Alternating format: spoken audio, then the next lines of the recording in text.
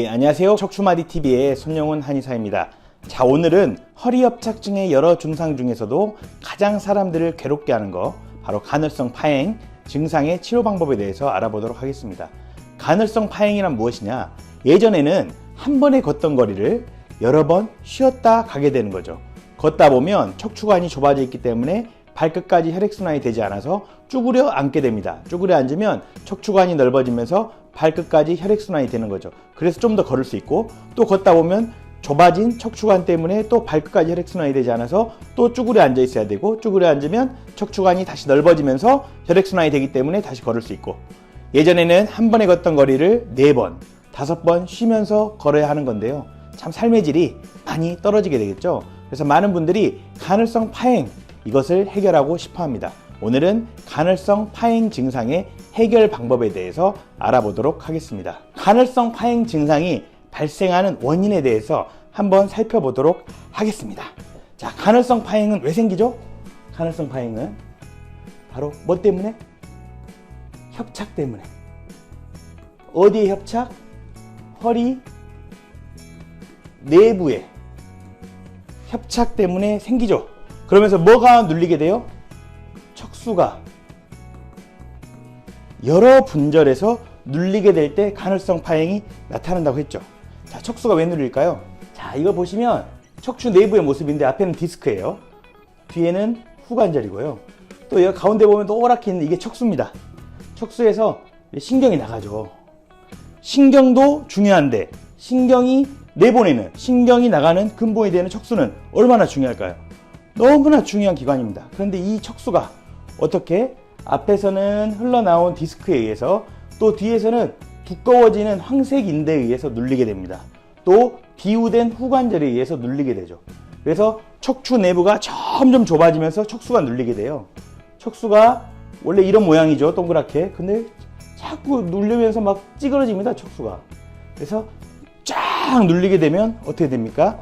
이 척수의 흐름이 원활하지 않게 되면서 이쪽 안에서 정맥의 우렬, 혈액순환 능력이 저하되면서 척수의 소통이 원활하지 않고 혈액순환 능력이 저하되면서 걷다 쉬다 하는 간헐성 파행 증상이 생깁니다. 자, 그러면 간헐성 파행 증상 왜 생기죠? 자, 허리 내부의 협착 때문에 척수가 어디에? 여러 분절에 걸쳐서, 다분절에 걸쳐서 눌리는 다분절 협착증이 생기면 안에서 정맥의 우렬, 혈액순환 능력이 저하됨에 따라서 간헐성 파행 증상이 생긴다는 것입니다. 실제 일본에서 연구한 사례에 따르면 MRI상 다분절 협착, 척수가 너무나 눌려있고 정맥의 우렬도 심한 다분절 협착이 심했음에도 불구하고 간헐성 파행 증상이 없는 사람이 매우 많았다는 것입니다. 일본에서 연구를 했는데요. 척추관이 3분의 2 이상 막힌 중증도 허리협착증 환자들을 조사해 보니까 이 이론대로라면 이 사람들은 다 간헐성 파행이 있어야 되거든요. 근데 연구를 해보니까 3분의 2 이상 막힌 중증도 허리협착증 환자의 몇 프로가, 82%가 간헐성 파행 증상이 없었다고 합니다. 자, 간헐성 파행 증상은 척추관 내부가 막혀 있다 그래서, 다분절 협착이 진행돼 있다 그래서 꼭 나타나는 것도 아니라는 것이죠. 그래서 간헐성 파행 증상의 진짜 원인이 뭔지 저희는 생각해 봐야 하는 것입니다. 방금 말씀드렸듯 일본에서 실험을 해보니까 허리 협착 증상이 심해도 간헐성 파행이 나타나지 않는 경우가 많더라. 중증도의 허리 협착, 척추의 3분의 2가 막힌 중증도 허리 협착 환자의 몇 프로에서 82%에서 간헐성 파행이 없었다는 거죠. 자, 허리가 협착되면 간헐성 파행이 나타나는 것 같은데, 또는 간헐성 파행이 있으면 허리 협착증, 구조적인 협착증 때문인 것 같은데 꼭 그렇지 않을 수 있다는 거죠. 실제 환자분들을 보다 보면 잠을 잘 잤다든지 컨디션이 좋은 날은 간헐성 파행이 덜한 경우가 많습니다. 자, 잠을 잔다고 해서 허리가 넓어지나요? 컨디션이 좋은 날 척추가 넓어지나요? 척추의 협착된 정도는 똑같습니다. 그런데 왜 간헐성 파행 증상은 덜해지게 되는 걸까요? 자, 이게 중요한 겁니다. 간헐성 파행은 우리가 방금 보았다시피 단순히 구조적으로 허리가 협착되었다고 해서만 발생하는 게 아닙니다. 여러 분절에 걸쳐서 허리가 구조적으로 협착된 다분절 협착, 다분절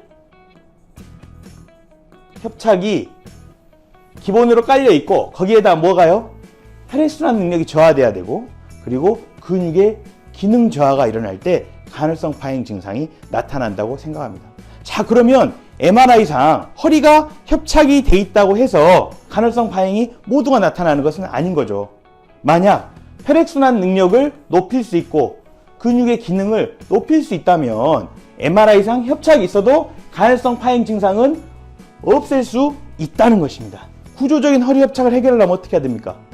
이것은 수술밖에는 방법이 없어요. 그래서 만약에 간헐성 파행이 구조적인 허리 협착의 문제라고 하면 방법은 수술밖에 없습니다.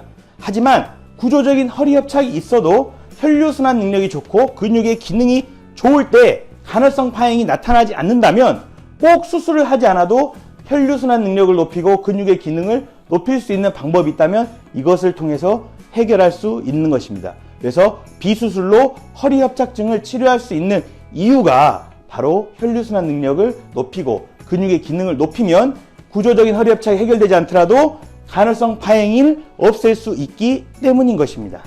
자, 그렇다면 간헐성 파행은 구조적인 협착, 그 다음에 혈류순환, 그 다음에 근육의 기능 개선, 이 세 가지에 의해서 발생한다고 했죠. 그 중에서 근육의 기능 회복을 시킬 수 있는 좋은 방법이 뭐냐? 바로 도침 치료입니다. 일반적인 침은 침끝이 바늘 모양인데 도침은 침끝이 미세한 칼날 모양으로 생겼습니다. 큰 칼이 아니라 미세한 칼날이에요. 그래서 침을 맞을 때 그다지 아프지 않습니다. 근데 이 침, 칼날 모양의 침이 왜 좋냐면 근육의 기능이 떨어지게 되면 근육은 유착이 돼요. 이렇게 근육이 이게 기능이 정상이라고 하면 유착이 되면 근육이 딱딱하게 굳어집니다.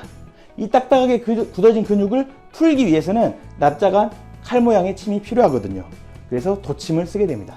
그래서 도침을 쓰게 되면 근육의 기능이 떨어진 것을 회복시킬 수 있는 거죠. 근육의 기능이 떨어진 것을 회복시키면 뭐가 해결될 수 있어요? 간헐성 파행이 해결될 수 있는 것입니다. 또 간헐성 파행 앞에서 뭐라 그랬죠? 단순히 구조적인 협착에 의해서만 나타나는 게 아니라 어떤 거예요? 혈류순환 능력이 떨어지고 또 근육의 기능이 떨어지는 이런 것들이 합쳐져서 나타난다 그랬죠? 그래서 근육의 기능은 무엇으로 앞에서 도침이라고 하는 한의학의 특수한 침치료 방법으로 해결할 수 있다고 했고, 그러면 혈류순환 능력은 도대체 어떻게 해결할 수 있냐? 한의학은 오랫동안 혈류순환에 대해서 연구해온 학문입니다. 한의학의 혈류순환은 어떤 단어로 표현되어 있냐면 수승화강이라고 하는 단어로 표현이 되어 있어요. 아래쪽에 있는 물은 올리고 위쪽에 있는 화는 낮추면서 몸 전체적인 순환을 만들어준다. 옛날 사람들은 물, 불, 나무, 흙, 금부치 이런 걸 통해 가지고 사물을 인식하고 사물을 설명했습니다. 그게 음양오행이죠. 물론 지금 쓰는 우리랑 언어는 다르지만 실제 객관적인 현상, 실체적인 현상들을 보면서 그들만의 언어로 표현했던 겁니다. 그러면 수승화강이라고 하는 언어는 뭐냐? 이것은 몸 전체를 순환을 시켜주는 거. 몸 전체가 순환이 잘 될 때 그거를 수승화강이라고 표현했던 겁니다. 자, 근데 수승화강이 안 되는 사람들이 있었을 거 아닙니까? 옛날 사람들이 보기에 혈액순환이 안 되는 사람들이 있었단 말이에요. 그런 사람들한테 무슨 처방을 썼냐? 육미지황탕이라는 처방을 썼습니다. 옛날 사람들이 보니까 육미지황탕이라는 처방을 쓰니까 뭐가 잘 되더라? 수승화강이 잘 되더라. 그게 현대로 말하면 뭐예요? 혈류순환이 몸 전체적으로 잘 되더라. 언어만 다를 뿐이지 똑같은 현상, 똑같은 실체를 보면서 이야기하고 있는 것입니다. 육미지황탕은 이렇게 6가지 약으로 이루어져 있는데요. 실제 임상에서 이러한 육미지황탕을 써보면 혈류순환 능력이 많이 떨어진 고령의 협착증 환자에게 매우 효과가 있음을 알게 됩니다. 집에서 할 수 있는 생활관리 방법을 말씀드리겠습니다. 자, 허리 협착증은 자, 다시 한번 정리하면 구조적인 협착 외에도 어떤 거를요? 혈류순환 그리고 근육의 기능을 높이는 것, 이런 것들을 구조적으로 해결하고 이런 것들을 하면 간헐성 파행을 없앨 수 있다 그랬죠. 구조적인 협착은 그대로 있어도 혈류순환 능력만 좋아도 간헐성 파행이 안 나타날 수 있다 그랬죠. 자, 그래서 집에서는 뭘 하면 좋냐? 혈류순환을 높이고 근육의 기능을 높일 수 있는 생활관리를 실천하면 되겠죠. 그 중에 좋은 방법이 발끝치기입니다. 잠을 자기 전 300에서 500번 정도 발 뒤꿈치는 붙인 채로 앞을 툭툭 치는 운동을 하게 되면 발끝까지 뭐가 된다? 혈류순환이 되면서 더 깊은 잠을 자게 되고 온몸의 혈액순환이 촉진된다. 잠을 깊게 자기 때문에 어떤 기능이 회복된다? 근육의 기능이 회복된다. 그래서 잠을 자기 전 300에서 500번 발끝치기 꼭 하세요. 정말 좋은 운동입니다. 간헐성 파행 증상 수술하지 않더라도 사라질 수 있습니다. 두 번째로 뭐가 좋냐? 맨발 걷기. 이 흙과 맨발로 이 흙을 걷는 거죠. 맨발로 흙을 걷게 되면 발바닥에 있는 여러 혈자리들이 자극이 되면서 발끝까지 혈액순환이 촉진되는 것도 있고요. 활성산소라고 하는 인체의 활성산소들이 해소되는 것도 있습니다. 그래서 맨발 걷기는 온몸의 혈액순환을 촉진하면서 근육뿐 아니라 온몸의 기능을 높이는데 매우 좋은 방법이거든요. 맨발 걷기는 일주일에 매일 하긴 어려우니까 일주일에 1회에서 2회 정도 하면 됩니다. 한 번 할 때 30에서 60분 하면 되고요. 자, 맨발로 아스팔트를 걸을 게 아니라 흙길을 걷는 게 좋습니다. 황토길이나 흙길을 맨발 걷기를 일주일에서 1, 2회 하면 됩니다. 자, 오늘은 허리 협착증의 증상 중에서도 아주 고통스러운 증상, 수술 외에는 해결 방법이 없는 증상, 바로 간헐성 파행을 어떻게 해결할 것인가 알아보았습니다. 자, 간헐성 파행은 우리가 기존에 생각했듯이 구조적인 허리 협착, 수술을 통해서만 해결해야 되는 구조적인 허리 협착 외에도 혈액순환 능력이 떨어져 있고 근육의 기능이 떨어져 있고 이런 것들이 종합돼서 나타나는 질병인 만큼 수술을 하지 않아도 혈액순환 능력을 높이고 근육의 기능만 높여줘도 구조적인 협착은 그대로 있는 채로 간헐성 파행 증상이 없을 수 있다. 이거에 대해 설명해드렸습니다. 그래서 혈액순환 능력을 높이는 방법, 근육의 기능을 높이는 방법에 대해 설명해드렸고요. 집에서 할 수 있는 생활관리 방법도 설명해드렸습니다. 오늘 영상이 간헐성 파행 환자분들께 도움이 되셨으면 하고요. 꼭 생활관리 방법 실천해 보시길 부탁드리겠습니다. 감사합니다.